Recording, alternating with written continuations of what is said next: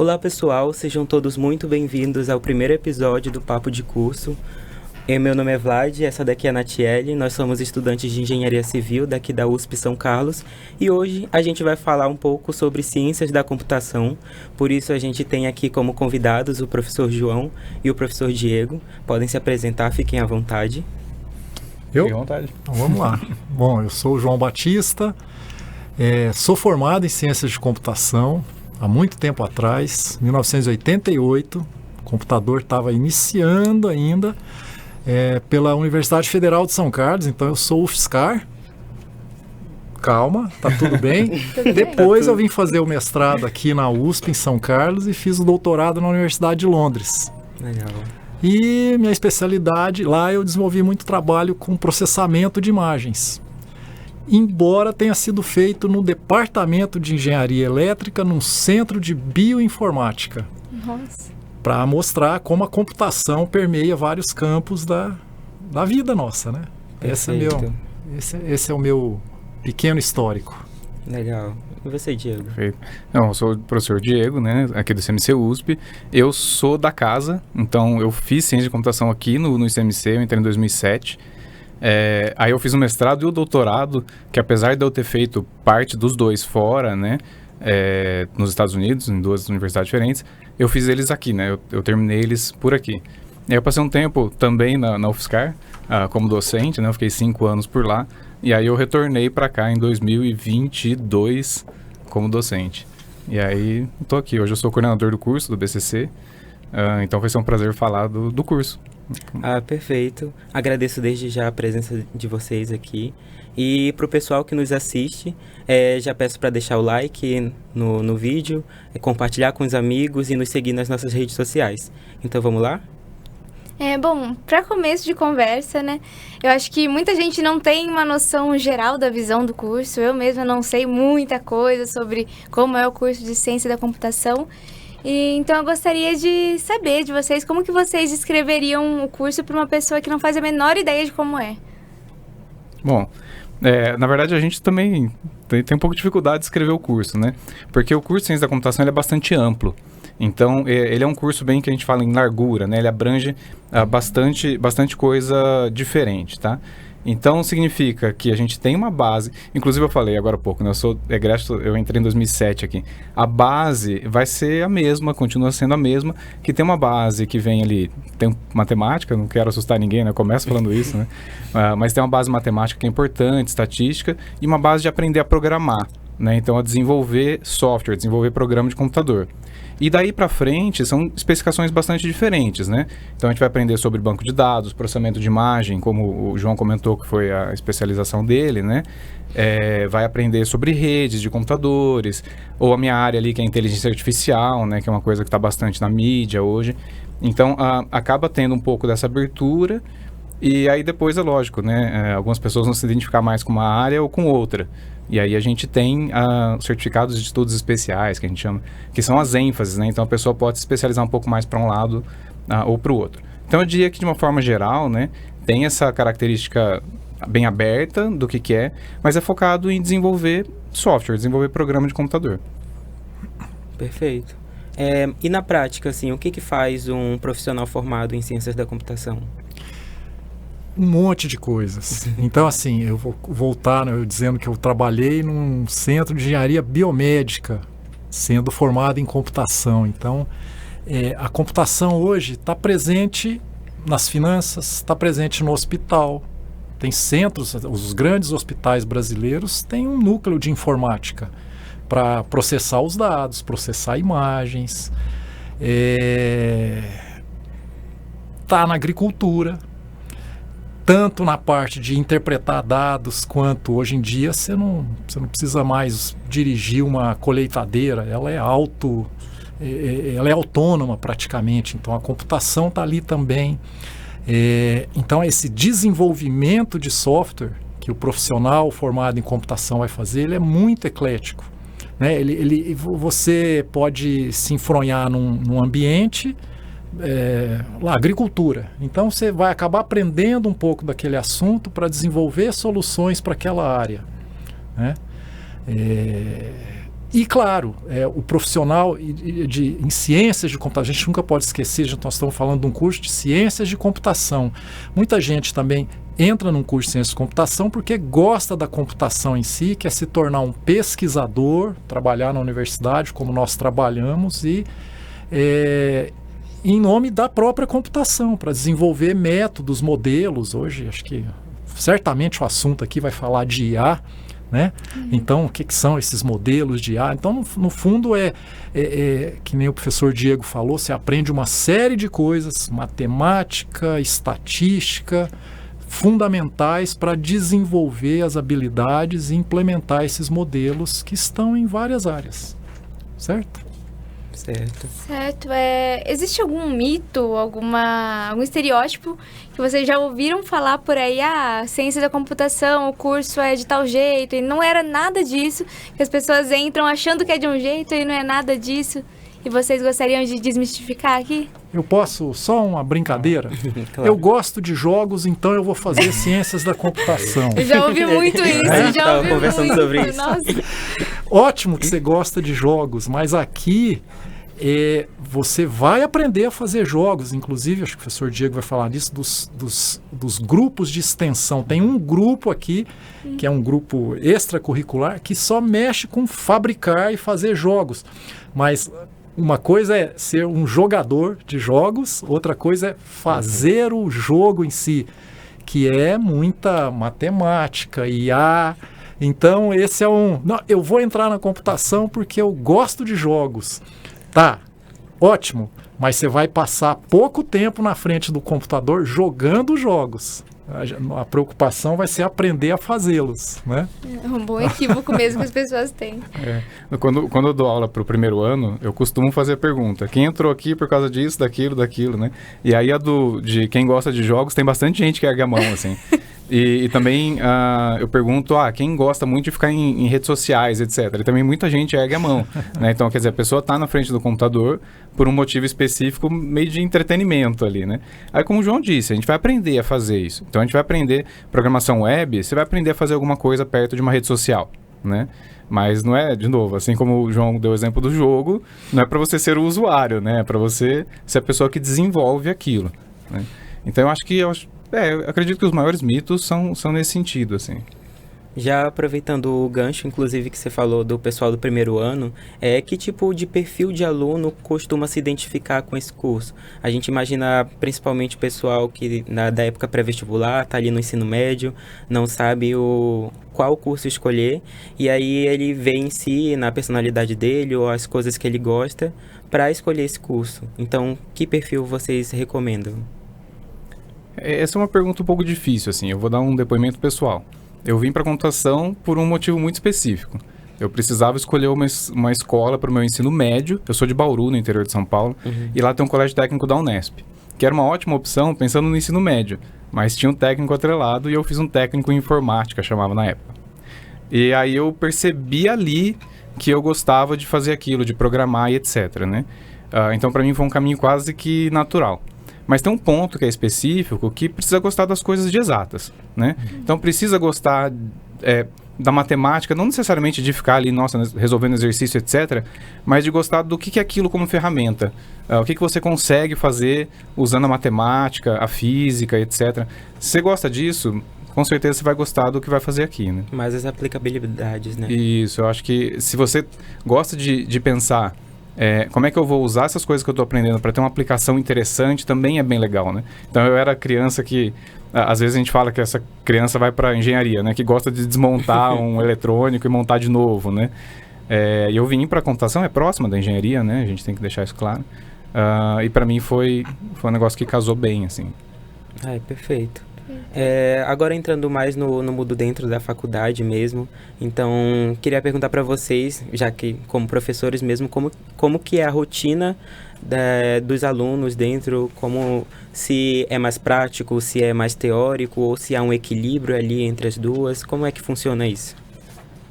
Bom, eu acho que tem duas visões aí. Se você perguntar para o aluno, Ele vai falar, o curso é muito teórico, tem muita matemática, muita estatística, passo muitas horas estudando, etc, etc. Principalmente dos primeiros anos. Ali. Então, mas veja, existe um curso natural das coisas mesmo, certo?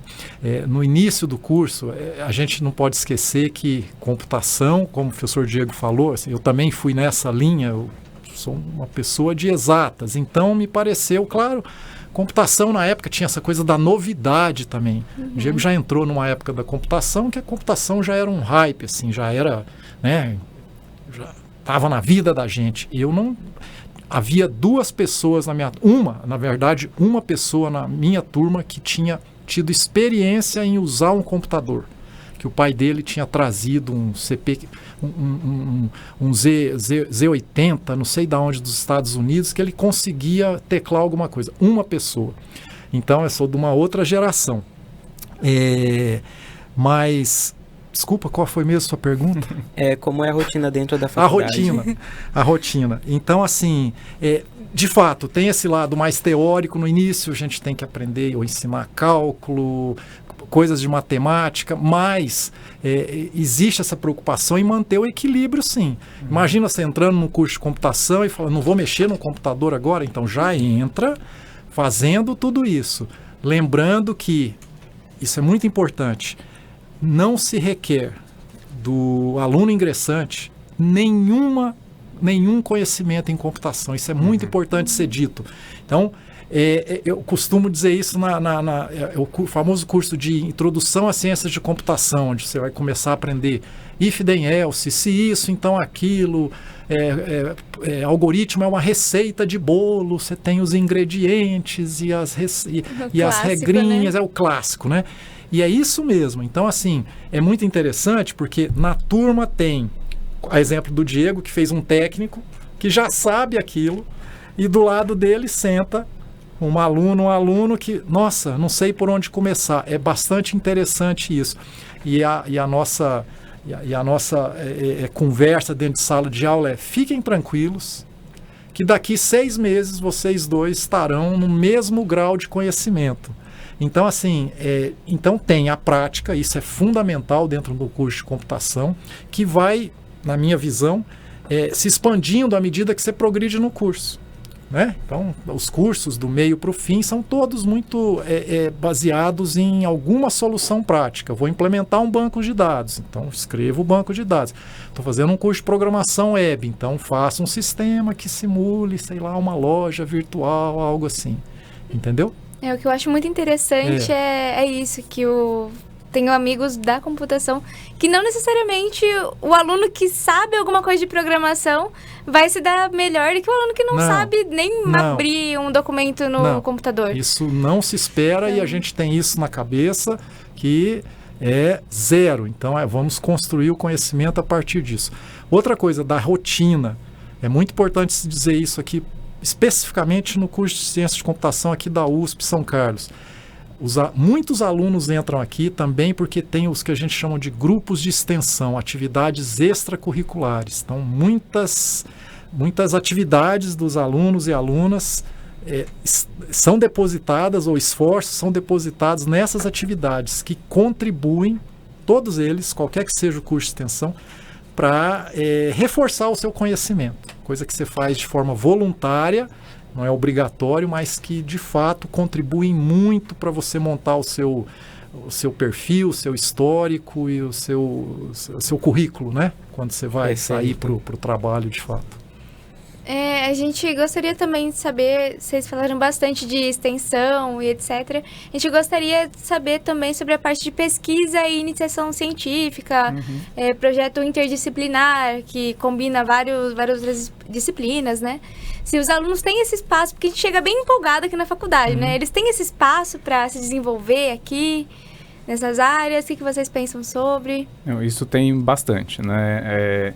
Você falou uma palavra importante, que é a interdisciplinaridade, e é uma coisa que tem puxado bastante gente para fazer pesquisa aplicada enquanto está na graduação, né? Então, eu tenho interesse em alguma coisa na saúde. Então, por exemplo, eu tive uma aluna que ela nas disciplinas, ela fala, meu pai é médico. E aí eu sei um monte de coisa ali que meu pai tem de problemas, e eu olho e falo, olha, parece que com o que eu estou estudando aqui, eu vou conseguir ajudar os problemas que ele tem. Então ela vai querer fazer uma pesquisa puxada para medicina. Tem outra pessoa que gosta de finanças ali, etc., quer fazer alguma coisa voltada para finanças. E eu acho que sempre vai ter algum docente que tem alguma coisa que de fato tem um know-how ali, né? Tem alguma coisa que o pessoal dele já trabalha, ele já conhece há muito tempo, que vai ajudar nisso. Então a gente tem bastante coisa com iniciação científica, né? Que é começar a fazer a pesquisa ali durante a graduação, e um monte de áreas, tanto no sentido da interdisciplinaridade, onde eu estou aplicando, quanto com a técnica, o método que você está usando, se vem da pesquisa mais do professor A ou do professor B, né? E aí você tem coisas, inclusive, que são de níveis muito diferentes. Então, eu tenho alunos de C que começam no primeiro ano já a fazer alguma pesquisa, né? E eu tenho alunos que estão no último ano, às vezes por já ter desenvolvido coisas, fazendo uma pesquisa que, assim, dependendo do resultado, você poderia olhar para aquilo e falar, isso está quase que um mestrado, um doutorado, porque a pessoa se interessou por aquele tipo de atividade e conseguiu se desenvolver bastante em uns 3 anos ali, talvez um pouco mais, que ele ficou trabalhando dentro da pesquisa, né? Então, eu diria que sim, tem bastante coisa nesse sentido. Falando especificamente sobre projetos extracurriculares, você comentou também sobre aquela extracurricular de você fazer um jogo. Eu queria que vocês citassem quais que a gente tem disponível atualmente aqui na ESC, se vocês podem citar o nome de alguns. Na ESC eu não sei. Exato.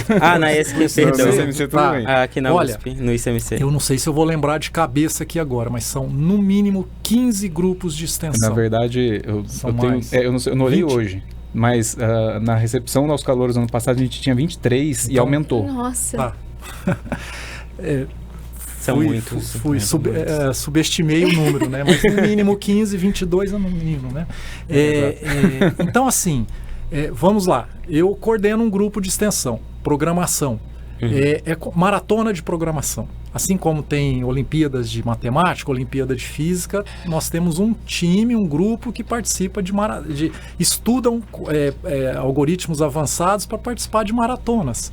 Então tem o grupo de robótica, tem o grupo chamado Data, que ciências de dados hoje, IA, tudo, segurança em redes, jogos.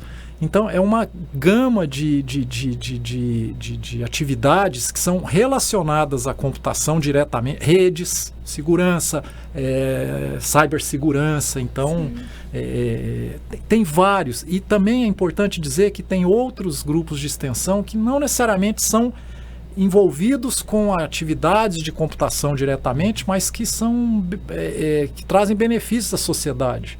O Diego acho que está mais a par disso. Eu ia comentar sobre isso mesmo. Tem alguns que não são muito técnicos, né? Então, um exemplo é a campanha do agasalho. Isso. Então, o pessoal, ele de fato faz a coleta de roupas, né? De vestuário, de uma forma geral, para doar, né? Tem a Operação Natal, que eles recolhem alimentos, etc., para fazer doações ali no fim do ano. Então, tem esses dois aspectos e várias coisas no meio, né? Claro. Mais técnico, mais social e coisa que tem um pezinho em cada lado. Tem bastante oportunidade. Aproveitando o gancho, inclusive, a gente viu notícia há um mês atrás também de uma equipe de alunos da USP de Ribeirão que conquistou vaga na final da Maratona Internacional de Programação, não sei se vocês ficaram sabendo, e eles ocuparam a posição 12ª de mais de 1.000 equipes. Então isso demonstra um pouco da relevância dos projetos que são feitos principalmente dentro da universidade, os alunos ali contribuindo ali para levar aquilo para a sociedade, fazer algo maior e, claro, serem reconhecidos por isso. Isso. E uma coisa importante, a percepção dos grupos de extensão, na minha visão, por que vocês participam disso? Porque é uma relação ganha-ganha. Ninguém está me obrigando a fazer, né? Eu estou ali fazendo aquilo como um voluntário. Mas, primeiro que eu gosto da área, eu me divirto, isso é muito importante. Você faz aquilo como um hobby, certo? É uma higiene mental. Embora seja algo que requeira muita concentração, etc., porque você tem que estudar, resolver um problema. E é um ganha-ganha porque aquilo, primeiro, aumenta os seus conhecimentos na área, E muitas vezes puxa, eu pretendo fazer um processo seletivo numa empresa e lá, se eu participar disso aqui ou puser isso no meu currículo, isso vai ser um diferencial muito grande, né? Isso acho que é importante dizer também, para quem pretende fazer um curso, assim, quem vai te empregar sabe como o que se exige de um aluno da USP, ou sabe do grau de dificuldade que é se formar e ter um diploma. Então, na verdade, muitas vezes estão interessados em saber, isso eu sei, mas além disso, o que você fez também? Tá? Então, nesse aspecto, os grupos de extensão contam bastante. E eu posso puxar uma coisa rapidinho aqui? Claro. Essa coisa do grupo de extensão também tem um pouco a ver com a dinâmica que a gente tem da vida universitária, né? Eu era dos princípios do GEMA, que é o Grupo de Estudos da Maratona de Programação, que hoje o João é o coordenador. Ali eu fiz amigos que eu tenho até hoje. Então, eu já encontrei essas pessoas fora do Brasil, do tipo, olha, eu quero te ver, assim, né? Então, são amizades para a vida toda. E o conhecimento junto. Eu também, tem coisas que eu aprendi por causa desse grupo de extensão, do grupo de estudos para Maratona de Programação, que eu uso na minha pesquisa hoje, né? Então, eu penso em coisas que eu aprendi lá e eu aplico hoje aqui em coisas avançadas, digamos assim, né? Eu colocando minha pesquisa como avançada aqui, né? Mas tudo bem. Tomando como exemplo, inclusive, do meu curso, assim, é muito importante para a gente entrar nesse, como você falou, tem toda essa importância e isso influencia também muito na motivação, nos vínculos sociais que você constrói dentro da faculdade. Isso te ajuda, por exemplo, principalmente para o pessoal que fica longe de casa. E pensando também na carreira, no futuro, isso te ajuda a ter habilidades comportamentais muito mais desenvolvidas, como, por exemplo, a gente aqui treinando um pouco mais a fala, ou alguém conseguindo trabalhar melhor em equipe. Isso conta muito no currículo, numa entrevista de emprego futuramente. Acho isso muito importante, muito legal. Aproveitando esse gancho aí que vocês puxaram, que o Vlad também puxou, de carreira, mercado de trabalho, etc., a gente gostaria de saber também sobre as carreiras e tendências. Eu sei que é uma área que cresce muito, que é muito ampla e tudo mais, mas eu gostaria de saber quais são as áreas mais promissoras, as áreas que têm mais tendência de crescer, de expandir hoje em dia. Quer começar? Olha, eu vou começar assim. Só tem uma possibilidade de você não arrumar um emprego sendo formado em computação. Porque você fez obrigado. Porque seu pai e sua mãe te obrigaram a fazer ciência de computação e você não fez obrigado e não gosta. Claro que isso é uma brincadeira, mas é uma verdade. Assim, o campo de empregabilidade em computação é enorme, né? Especialmente se você faz numa universidade de ponta. A gente aqui não quer puxar sardinha para o nosso lado, mas né? Então a gente tem que valorizar isso. Então, assim, a área de aplicação, do ponto de vista dos alunos, eu acho assim, uma grande conquista quero ir para uma big tech, né? Tem vários nelas por aí. E aí tem ex-alunos nossos na Google em Londres, Microsoft em Redmond, lá nos Estados Unidos, etc. Esse é um viés, né? Mas existem N hoje desenvolvedores de software. Isso aí, assim, aqui no Brasil mesmo, tem várias companhias que são de alcance, que são multinacionais hoje, que empregam gente de computação para desenvolvimento de software. Então, aplicativos para finanças, para controle de produção, etc. Mas, além disso, veja bem, eu acho que o Diego vai falar sobre a IA. Isso aqui não vai ter como fugir desse assunto, né? Eu tenho colegas que trabalham em hospitais. Gente que trabalha no agronegócio. Eu desenvolvi, o empreendedorismo hoje é muito existe até no curso uma vertente de empreendedorismo para você criar a sua própria empresa, porque eu quero fazer um novo iFood, que é um nicho de mercado. Então, assim, a empregabilidade é muito vasta, especialmente agora com esses modelos inteligentes, que todo mundo está querendo usar e quer aplicar isso em tudo que é campo, né? Então a área é muito vasta mesmo, certo? Assim, então não falta oportunidade e digo mais, falta mão de obra qualificada nessa área ainda. Existe ultimamente uma tendência em falar assim, não, mas agora com a IA vai substituir esse pessoal, não vai ser necessário mais o programador. Eu não concordo muito com isso não, certo? Acho que o Diego pode até explorar isso também.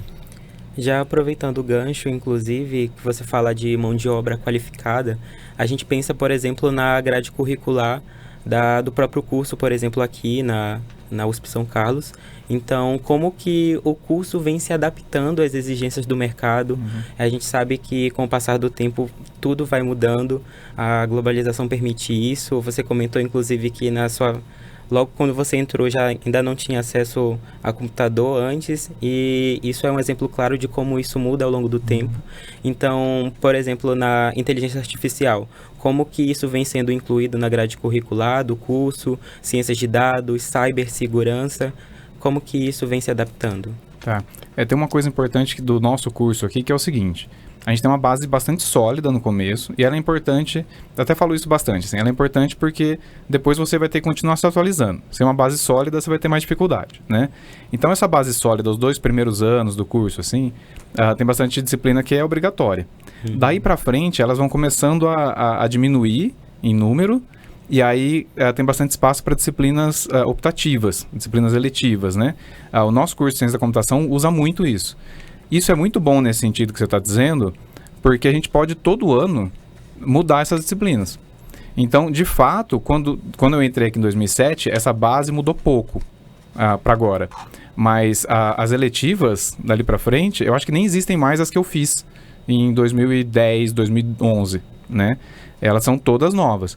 E aí a gente tem, inclusive, eu comentei agora há pouco dos certificados de estudos especiais, que são conjuntos ali de disciplinas que você faz para você poder colocar no seu diploma. Olha, eu tenho uma ênfase em tal área, né? E a gente põe para os alunos votarem as disciplinas eletivas. Esse semestre foi por CEs, né, por certificados de estudo, e aí os alunos escolheram uma linha de inteligência artificial e uma linha de engenharia de software. Então a gente pegou as disciplinas que são mais nessas linhas, que são recentes, principalmente a de inteligência artificial, são muito mais recentemente propostas, né? E a gente coloca a disciplina mais nova. E dentro da disciplina mais nova, a gente também se atualiza em termos de ferramentas, em termos de como que a tecnologia, né, tá atualmente ali para você usar, para quando você sair você tá preparado para o mercado bem fresquinho, assim, bem no como é hoje. Perfeito. Mas eu posso complementar com Claro. uma coisa que eu acho que é importante. Assim, eu quero fazer computação, mas cheguei lá, por que esse tanto de matemática, estatística? Não é nem tanto assim, mas às vezes é aquilo que mais salta aos olhos, né? Cálculo 1, cálculo 2, estatística, processos estocásticos, etc. Vai muito nessa linha do que o Diego falou. O que é inteligência artificial? Claro, tem que aprender a programar também. Mas o que é processamento de imagens? O que é computação gráfica? O que é fazer um jogo? Se você não conhece um pouco de álgebra linear, cálculo, inteligência artificial é muita estatística. Então, quando o Diego fala da base sólida, também isso é feito para dar a possibilidade de você formando, acabei de me formar, vai para uma empresa, um lugar, você fala, olha, aqui nós precisamos dessa ferramenta. E você nunca trabalhou com aquilo na vida. Em 2 semanas, você está mexendo com a ferramenta, porque a hora que você abre o manual ou vai consultar, a hora que você vê, mas isso aqui é uma derivada, isso aqui é um processo de Bayes estatístico, tal, isso aqui é aquela linguagem isso aqui é pronto, o conhecimento está ali, a base, então por isso que ela é necessária, né? Então isso também é muito importante que seja dito, porque eu acho que isso também chega lá na ponta, né? Claro, tem coisas que são rupturas do processo, por exemplo, programação quântica. é uma ruptura, é outro universo. Isso então, eu não tudo bem, tem uma física básica ali, aprendi física no ensino médio e tal, mas assim, isso sim é uma disruptura. Que aí eu acho que num futuro breve esse é um tema que deve entrar na pauta aqui. E aí sim o curso vai se adaptando com o andar da carruagem, né? Como as coisas vão. Perfeito, Certo? exatamente como deve acontecer. Inclusive, eu fiquei com dúvida com relação aos certificados. Então, aqui no ICMC, quais são os certificados que são oferecidos? Eu vou ter que colar. Claro. Fica à vontade. Porque a gente tem bastante, na verdade. A gente tem de desenvolvimento web, né, para fazer sites e sistemas, né, que você navega ali, né, no seu navegador. Engenharia de dados, engenharia de software, inteligência artificial, robótica, sistemas computacionais avançados e de alto desempenho. Então tem bastante coisa de computação em nuvem. Sistemas embarcados, que é para você programar para hardware menor, com menos recurso computacional. Técnicas de programação avançada, e aí existe uma ênfase em ciência de dados que são para todos os cursos do ICMC, né? Então a gente tem todos esses certificados de estudo aqui, e eu não ouso contar quantas disciplinas tem no total dentro delas, assim. Mas para cada uma a gente tem umas 8, assim, e não precisa fazer as 8, mas, enfim, a gente tem 8 ou talvez um pouco mais de opção para cada uma dessas opções aqui de certificado. Perfeito. Eu percebi que a gente vem falando muito sobre inteligência artificial e a gente tem que pensar um pouco no público que está nos assistindo, se eles realmente sabem o que é a inteligência artificial e como que ela se aplica no cotidiano mesmo das pessoas. Foi comentado da saúde, a gente pode pensar também em segurança, em questão até de sustentabilidade, como que eu queria que vocês tentassem definir o que é a inteligência artificial e trazer exemplos de como ela se aplica no nosso dia a dia. Ok. Eu falo que as pessoas não sabem o que é inteligência artificial, né? Ponto. Até a gente que trabalha com inteligência artificial tem dificuldade de fazer uma coisa muito certinha do que é. Mas um exemplo que eu falo é que esse termo, inteligência artificial, ele existe desde o meio da década de 50. E as pessoas descobriram ele no meio da década de 2020, né? Então, aconteceu muita coisa de lá para cá, assim. A gente chegou num ponto hoje que a gente consegue ter essa IA como um usuário final, assim, né? Então a gente entra num chat GPT, DeepSeek, etc. da vida e sai falando com ele lá, que é coisa que, enfim, na década de 50 era muito assim, tava engatinhando alguma coisa, tava bem longe do que é hoje. Mas assim, as pessoas entendem como isso, como um usuário final. Agora, o que está acontecendo por trás ali, né, para o público geral é muito obscuro. E de fato não é uma coisa assim tão simples, né? Então aqui no curso a gente eu estou ministrando redes neurais e aprendizado profundo, que é a base dessas coisas de modelos de língua, que dá essas ferramentas de IA que a gente usa hoje, né? Eu demoro o curso inteiro, primeiro, é lá no final do curso, né? E eu demoro essa matéria no final do semestre que eu vou entrar nessa coisa de modelo de língua, porque tem bastante ainda para colocar em cima. Por quê? A coisa da base sólida depois, de novo, né?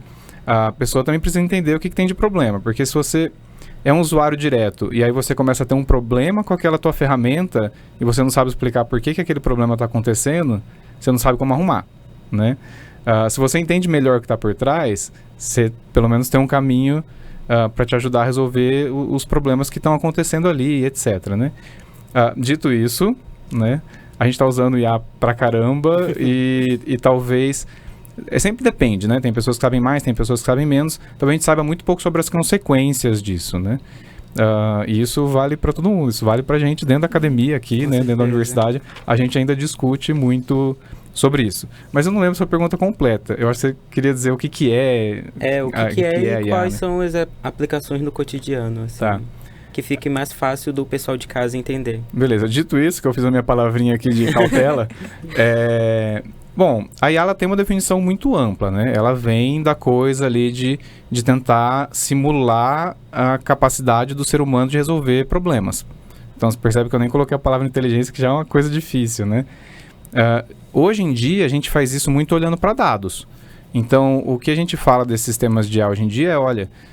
eu tenho um montão de dados, então os modelos de língua eles olham para tudo quanto é texto que ele consegue pegar na internet e tenta achar qual que é o padrão daquilo.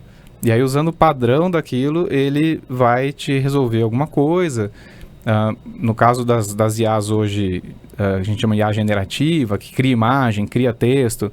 Só que ele está tentando reproduzir o que ele viu, né? Que tinha de texto, que tinha de imagem, que foi colocado ali dentro. Então, a gente tem uma técnica, né, um algoritmo, para aprender quais são esses padrões para tentar replicar, né? E aí as aplicações aí são infinitas, né? Uma vez eu dei uma entrevista na minha casa da pessoa falando para eu conversar com a Alexa ali, minha assistente virtual, não sei o quê. E ele perguntou, tem IA aí? Tem.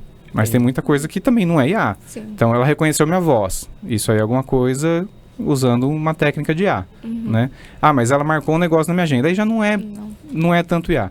Então, por isso que eu disse no começo lá, as coisas se confundem um pouco, é um pouco difícil definir onde começa, onde termina. Mas tem aplicação, o João falou um monte de coisa, né? Tem na agricultura, tem na medicina, tem em finanças, tem de tudo. Inclusive tem para programação. Eu falo, todo mundo tem que programar, você sai daqui sabendo programar.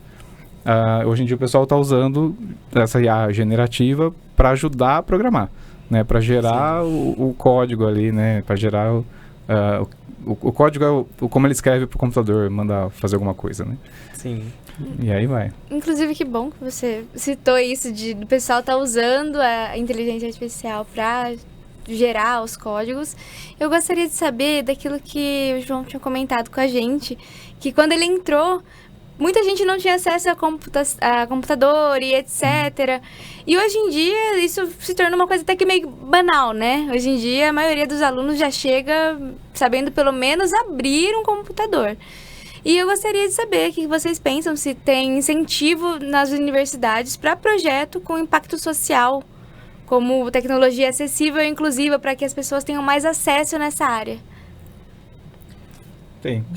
Eu acho que principalmente na questão da extensão tem, né? Eu vou dar um exemplo, tá? Não conheço todas as coisas que tem, mas a gente tem vários anos, ela vai mudando, né? A gente tem cursos para pessoas idosas, de letramento digital, né? Ou, às vezes, alguma coisa mais específica, como ensinar o pessoal a não cair em golpe, a entender se aquilo é notícia falsa ou não, né? Então, tudo isso está dentro da inclusão digital, né? Mas também a gente tem projetos pro antes. Então, tem projetos para ensinar a programar nas escolas, já teve projeto de incentivo às meninas entrarem na computação, porque o público feminino na computação, por algum motivo que a gente, enfim, não vou entrar nessa discussão agora, senão a gente vai longe, né? Mas não é tão grande, poderia ser, né? Então, tem projetos para as meninas de ensino fundamental, ensino médio, aprender a trabalhar com programação, já colocando alguma coisa do impacto que aquilo pode ter, né? Dependendo de quanto avança. Outra coisa, então, ninguém vive hoje sem um celular, né? Sim. O Diego citou aí, letramento digital para pessoas idosas. Minha mãe, por exemplo, acha o celular um horror. Meu celular não funciona. De fato, o celular funciona, certo? Mas não funciona para ela. Então, esse é um problema. Então, assim, outra coisa que a universidade, e com o celular, você está... a questão dos golpes, né? Mãe, não atende o celular se não tiver no seu contato. Se não aparecer o nome da sua filha, não atende o celular.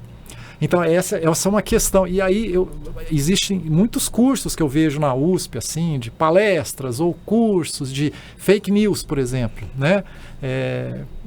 Claro, cada um tem um pensamento, às vezes eu leio, acho verdade, mas como que eu descubro que aquilo não é... Como não cair nesse golpe, né? Então...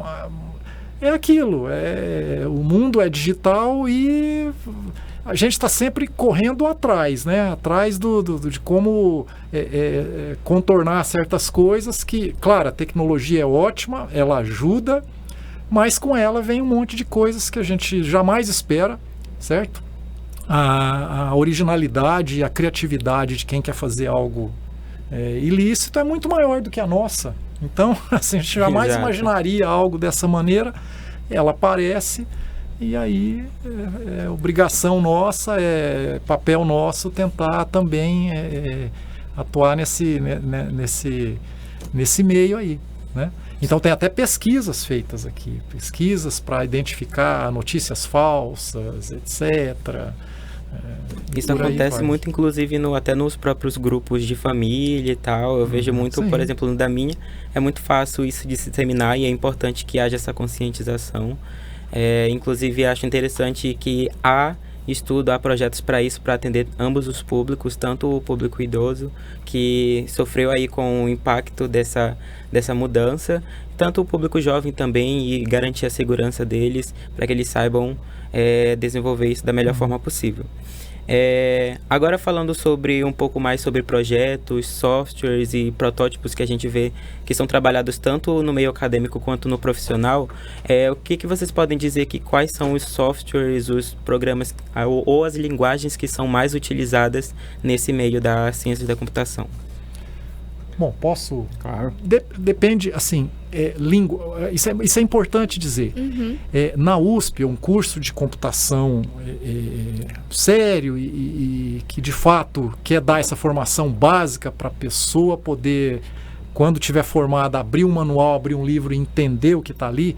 A linguagem nunca é o objetivo final. A linguagem é um meio. Então, por exemplo, eu vou fazer algo em inteligência artificial, grande maioria das coisas é feita em Python. Então, eu não vou ficar ali ensinando Python por si, mas olha, vamos fazer em Python. Então, tudo tem um começo. O começo é usando uma linguagem mais tradicional, que permite você entender melhor as nuances de como uma linguagem, o que é uma linguagem de computação. Então, aqui, no caso, a gente elege o C. Mas, de novo, não é porque o C é a linguagem, não. É porque é uma porta de entrada para se fazer programação sólida, robusta, que não vai falhar. E de qualidade. Exato. Né? E ela é uma linguagem, por exemplo, que permite você fazer as maiores barbaridades. Mas é proposital. Por quê? Olha, você está treinando para ser um programador bom e que evite falhas. Essa linguagem deixa você fazer as falhas e fazer então, para que isso? Para que quando você já tiver dominado isso aqui, aí sim, eu jamais vou perder tempo fazendo um projeto de hardware em C. Eu vou pegar lá uma FPGA e programar ali já numa interface que já, entendeu? Então, assim, cada área tem a sua linguagem. Então, a linguagem não é o objetivo final, é simplesmente um instrumento para você atingir seu objetivo. O Diego certamente usa um monte de Python, que muito pouca gente sabe, quando a coisa aperta dentro do Python, que precisa de algum cálculo matemático rápido, aquela biblioteca é feita em C, porque é a linguagem, uma das, não estou dizendo que é a melhor, compilada, que é mais rápida e tem... né? E por aí vai. Vou fazer um software embarcado, talvez eu tenha que recorrer a uma linguagem paralela, que converse melhor com aquele hardware, então uma linguagem de mais baixo nível. Então tudo depende do ambiente e da solução que você quer implementar, certo? Certo. É aquilo que vocês tinham comentado antes, né? Que vocês começam pelo que mais exercita, para que o profissional saia daqui sabendo como lidar, como um profissional bem versátil, né?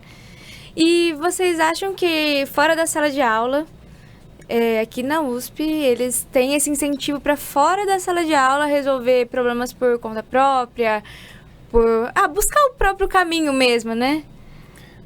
Posso ser o cara que dá dados aqui? Pode, Claro. fica à vontade. O curso, como a carga horária total do curso de ciência da computação é bastante extensa, é 4.500 e alguma coisa. Metade dela é o que a gente chama de carga de hora de trabalho. Ela é feita fora da sala de aula. Isso mostra também bastante o caráter teórico e prático do curso, assim, né?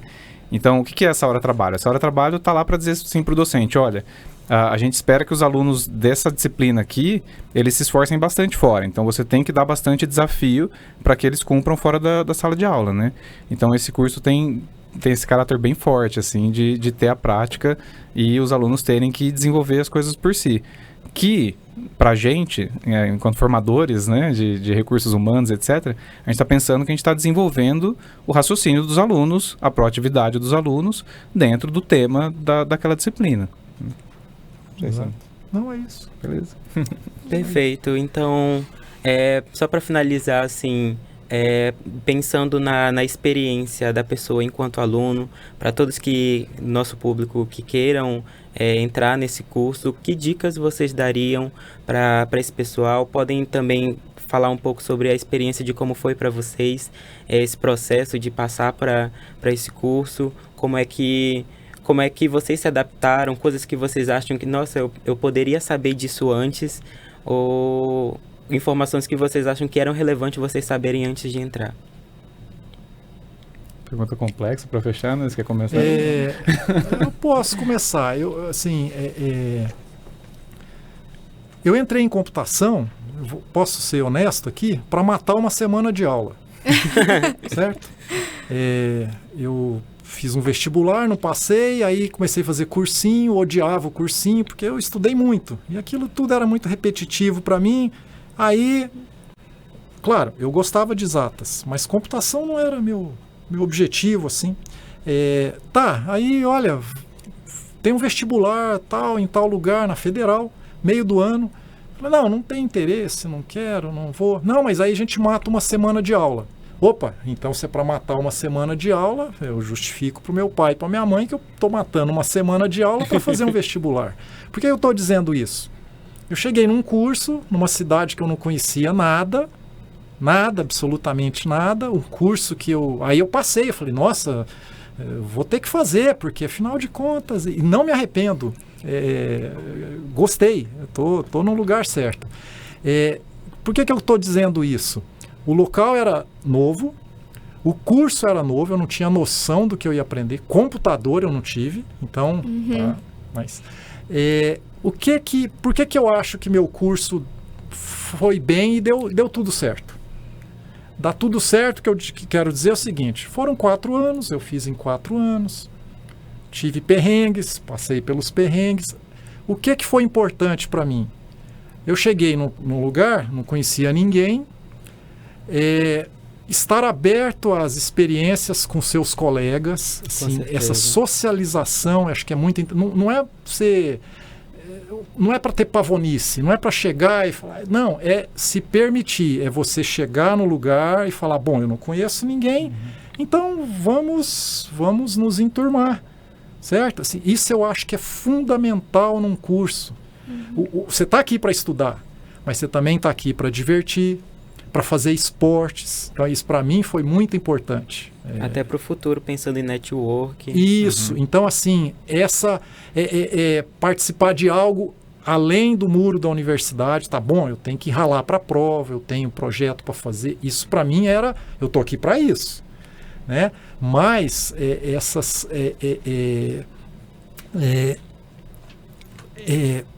as amizades e o apoio, assim, por exemplo, tinha disciplina que eu achava muito difícil.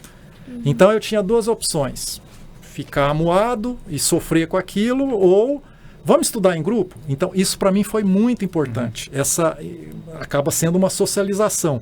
E por quê? Porque de certa maneira um incentiva o outro. Entre um palavrão contra um professor que está te obrigando a estudar muito, esse cara aí tá me ferrando muito, Nunca, né? Certo? Você se diverte e vai às noites em claro no laboratório. Isso aí, assim, você fala, mas você passou a noite em claro? Mas eu lembro da diversão que era isso. Sim. Porque era uma bagunça dentro do permitido, assim, você estava lá, aí... Então, assim, né? Isso eu acho que é muito importante. Muito sofrimento que eu vejo de certos alunos, assim, tá, mas como é que é a sua vida aqui fora? Eu vou para casa e fico lá. Isso eu acho que é uma coisa que ajuda. Claro, tem a ver com a personalidade de cada um. Sim. Eu sempre fui tímido. Não é timidez, sempre fui tímido. Mas nessas horas eu falava, bom, eu preciso disso, então vou me permitir não ser tão tímido assim. E aí você acaba tendo um ciclo de amizades, um círculo, né, de amizades, que agora no domingo, sábado, eu vou para um aniversário de 60 anos do meu amigo Ricardo, que se formou comigo. Ele falou, vem aqui. Eu falei, claro que eu vou. Certo? Então, isso aí não tem preço. Eu acho que isso é tão importante quanto a sua experiência dentro da sala de aula, relação com professores, projeto, atividade que você faz dentro da universidade, porque sem isso eu acho que a sua vida universitária fica bem mais difícil. Exato. Né? Era tímido e hoje leciona aula para vários alunos, hoje é professor. Isso aí. A gente vê. Eu acho que a minha experiência é muito parecida com a do João, eu tenho a mesma percepção. Eu tenho um fato curioso, eu acho que minha mãe nunca ouviu eu contando isso. Eu beijo mãe aí, se ela for. Mãe. Eu sou de Bauru, como eu falei no começo, né? E no ano que eu passei no vestibular, eu fiquei na lista de espera da Unesp. E a minha mãe, ela tinha acabado de entrar como funcionária da Unesp, fazia um ano e pouco. E ela foi na inscrição da primeira chamada do vestibular e comprou até kit bicho pra mim. Então eu já estava considerando que eu estaria na Unesp em Bauru. E aí, na mesma semana, saiu o resultado de São Carlos, eu falei, mãe, eu vou pra São Carlos, né? Então, provavelmente foi uma dificuldade pra minha mãe ali no começo. Não só no começo, porque ficou mais caro, né? Quando a gente sai. Mas hoje eu olho pra trás e falo, não, isso foi muito importante. Porque talvez se eu estivesse em Bauru e indo com a minha mãe, enquanto ela ia pro trabalho, eu aproveitava a carona e voltava depois, eu não ia ter essa vivência que o João falou, né? Então, assim, não estou dizendo que você não pode, você mora em São Carlos, vai fazer aniversário, faz. Mas saiba que essa vivência é importante demais, né? Então, essa coisa de, varou a noite aqui, etc., também fiz muito, né? Eu aposto que vocês também fazem. E é importante. Eu me lembro uma vez que eu estava estudando para alguma matéria de matemática, eu estava estudando e era tipo meia-noite, eu morava bem aqui na frente do CMC, inclusive eu morava numa kitnet com mais 2, então era um negócio assim, não tinha como não conviver, né? E eu tava estudando, eu falei, nossa, tô cansado, preciso fazer mais alguma coisa, eu quero mudar minha cabeça, deixa eu ir no CMC e ver se tá acontecendo alguma coisa. Aí eu cheguei aqui, tinha um grupo de uns 5 amigos estudando a mesma matéria que eu tava estudando. E aí eu fiquei com eles ali e a gente ficou um tempão. Fomos todo mundo bem na disciplina e a gente lembra desse fato de aparecer aleatoriamente depois da meia-noite no CMC e se encontrar por um motivo, né? De novo, como o João falou, são amigos que eu tenho até hoje, etc. E aí essas são experiências que são boas pessoalmente, profissionalmente, né, academicamente, e que eu acho que é importante quem está entrando saber. O convívio universitário é muito legal e é muito importante.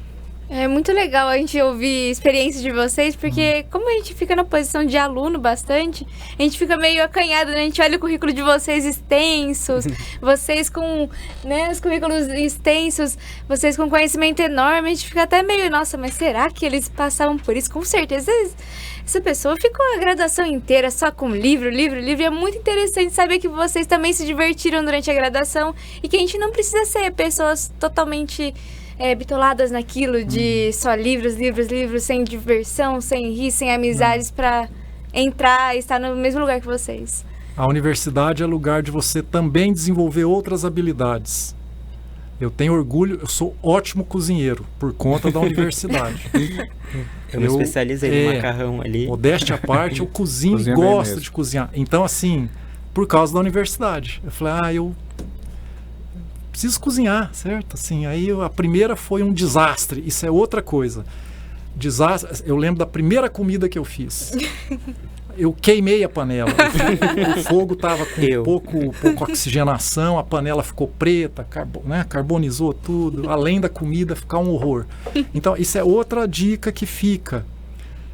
Às vezes você vem do ensino médio e você lá está entre os 5, 10 melhores. E você fala, poxa, sou bom, certo? E chega aqui, o ritmo é outro, as exigências são outras, isso é muito normal.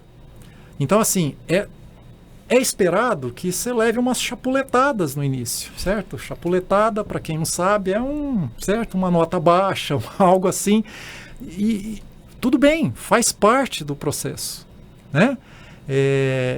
Comigo aconteceu isso. Minha primeira nota na graduação foi um 3,5 em álgebra linear. Eu falei, acabou a minha vida. É engraçado isso. Não, de jeito nenhum. Deu tudo certo. Depois eu ainda passei sem REC ainda. Porque eu não era, para mim era outra coisa. Até eu tinha estudado. Então, tá ciente também que esses percalços acontecem e que faz parte. E essa rede também ajuda. Você chegar para um colega, putz, olha aí, eu me ferrei, não foi essa palavra que eu usei, mas me ferrei na prova, tal, etc. Não, mas conversou com a professora, tal. Deu tudo certo. Então, isso é ter essa ciência de que, ter essa consciência de que isso é parte da vida universitária. Como é parte também, quando a gente entra, vira para o lado de cá, vira professor, também tem as chapuletadas, tem todos os desafios, também é a nossa vida, né? Certo? Perfeito. A gente gostaria muito de agradecer vocês por terem se disponibilizado. Infelizmente, o nosso episódio de hoje está chegando ao fim, infelizmente.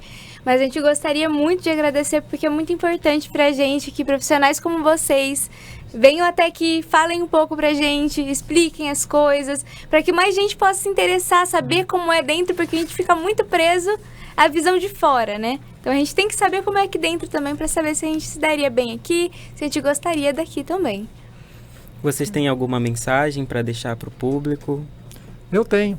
Claro. Na Semana da Computação tem um episódio, tem um evento só de jogos. Então, se você entrar em computação, também vai ter uma semana para você jogar. Você vai jogar. Desculpa, Tranquilo. É uma brincadeira, mas... Não, eu queria só agradecer, né? Eu gostei bastante do formato aqui, da recepção que vocês tiveram com a gente. É uma oportunidade muito boa de falar com as pessoas que estão na dúvida, que eu sei que isso é super frequente, né? Quem está acabando o ensino médio ali, quer escolher que curso. Então, até parabéns para vocês aí pela iniciativa. Obrigado. Eu que agradeço também. Então, ao público que nos assiste, se vocês tiverem dúvidas, fiquem à vontade, os comentários estão ali, a gente vai ficar atento a todos eles e responder. Se a gente não souber, a gente pergunta para os professores, eles estão ali disponíveis para todos nós.